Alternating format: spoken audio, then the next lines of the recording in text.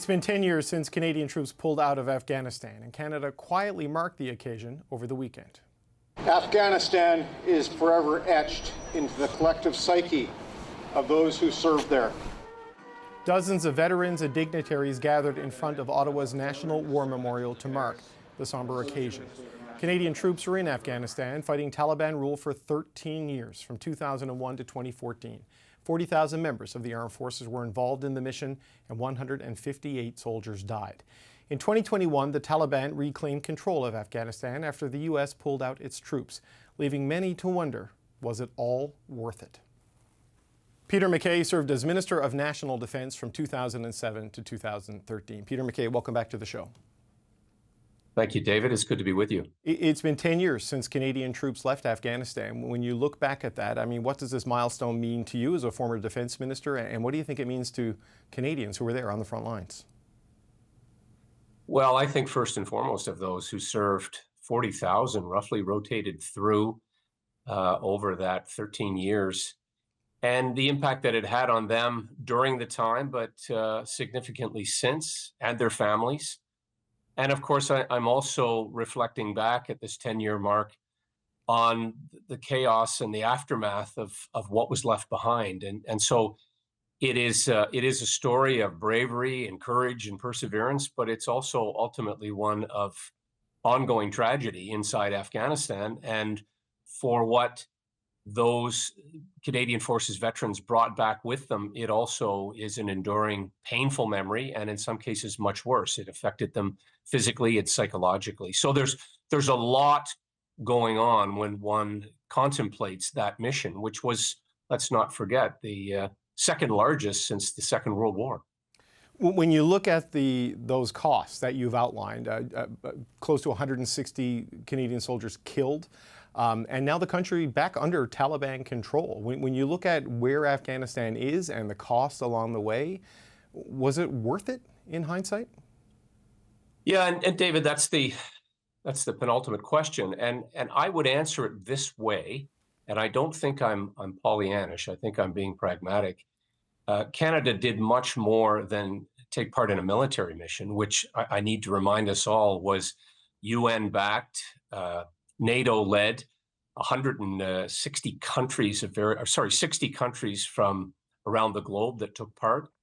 And what we did, in addition to help stabilize and restore the country to the people from a terrorist organization, mainly the Taliban, was take part in significant demining that went back well beyond the mission to previous war, including with the Soviet Union, built schools, 50 schools, inoculated children against polio, took part in an effort to restore some of their agrarian economy. By that, I mean getting them away from poppy crops, which sent, drugs to countries like Canada, and restore beets and barley and wheat. And that, of course, was a major undertaking to restore waterways, what they called wadis, restoring a dam, the Dala Dam, which helped to generate electricity. So there was an enormous reconstruction of basic amenities that was going on simultaneous to some of the most ferocious fighting imaginable. Yeah, we have this situation, right, where with the Taliban now in control, a lot of those schools that were built, women can't go there, right? And the physical infrastructure was built up, but the social infrastructure that was gained, it's unraveled. Canada made the decision to get out of there in 2014, the U.S., just a few years back. What's your sense of whether the Allies should have stayed longer, perhaps? Should Canada have stayed past 2014 to maybe avoid some of this, or could have been done? Yeah, and that's a hard one. I mean, I personally at the time felt that we should have stayed longer, that we should have toughed it out, so to speak. It was taking a tremendous toll on the Canadian forces themselves, but also on the psyche of many Canadians, and certainly their support systems back in Canada. There was fatigue, and that was true of most of the countries. Ironically, there's a lot of reflection on what's happening right now in Ukraine. And after 2 years, the fatigue and the enormous cost, financial and otherwise. But look, to come back to your question, the reality is, as bad as things remain in Afghanistan, there is a whole generation, David, I can assure you, that will smile at the thought of Canadians and what we did for them. The sight of a Canadian flag on a shoulder flash of a Canadian soldier, that was something that meant support and help and protection and access to schools and food and drinkable water. And that generational muscle memory, if you will, remains. Now, what will unfold in the country in the future is anything but certain. But I do believe that we had a significant impact. There were kids there who had never been to school. You know, they were 14 years old. I remember visiting a school in Kandahar. And, you know, I get emotional thinking about it because I could swear I saw some of those same young faces at the Kandahar and the Kabul airport when the mass evacuation was happening at the very end as Kabul fell and the Taliban returned. But those young kids loved and admired and relied on Canadians during the course of that mission in the areas that we controlled. And of course, when I say controlled, the intention was always to turn it back over to them. And one other point I would register is there was a concept that was led by Canadians called an Operation Mentoring Liaison Team, run predominantly at a place called Camp Nathan Smith, which was named for a Nova Scotian who was the first casualty in the mission. And those efforts to train up police and military to protect schools and hospitals and infrastructure and people was really a major part of the mission. And it wasn't easy to begin with, and it was difficult to maintain. But, you know, there was a lot of things that we had right, I guess is what I'm trying to say. And it didn't last, it didn't hold, but I would like to think that it was foundational to what that country could be in the future.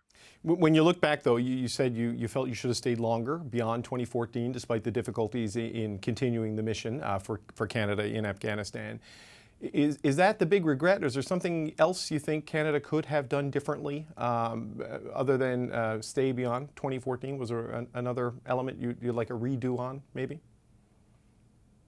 Well, I mean, there's always things in hindsight that you might try to do differently. I do believe that it was not communicated well.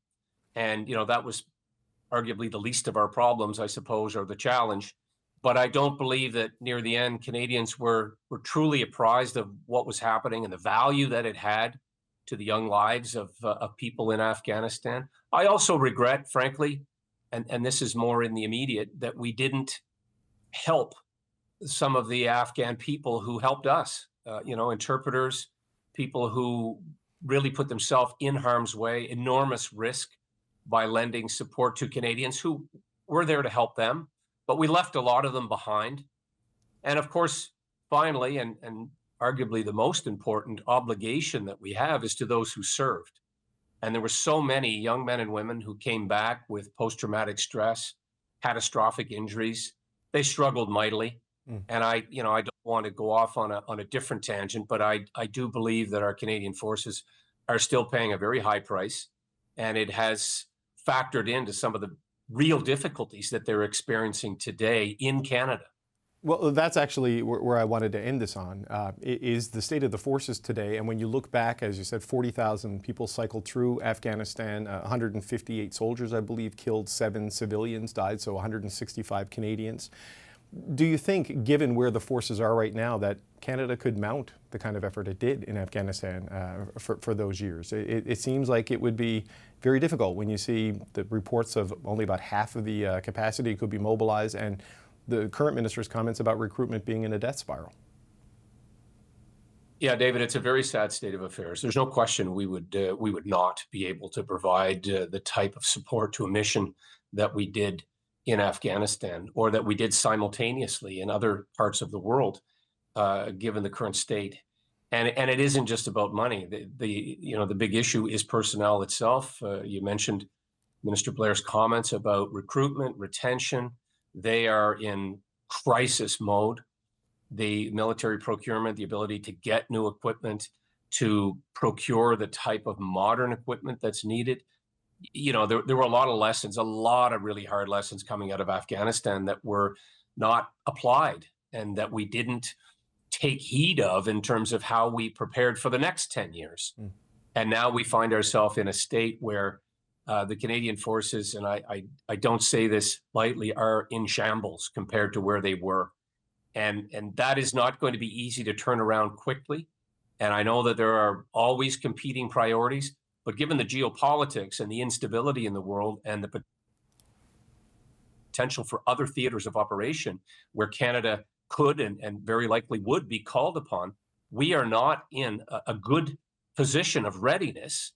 And that includes, I say with great regret, our ability to defend our own country, the vulnerabilities in the Arctic and along our shores, just the depleted state of our equipment and artillery and necessary protective equipment, all of which leads me to believe that we have to address this in a much more urgent and meaningful way. And so I lament, of course, that we were not more successful for the people of Afghanistan, but equally, I fear for the state of our Canadian forces today in the volatility of the world that we live in. Former Defense Minister Peter MacKay, always appreciate the time. Thank you, sir. Thank you, David.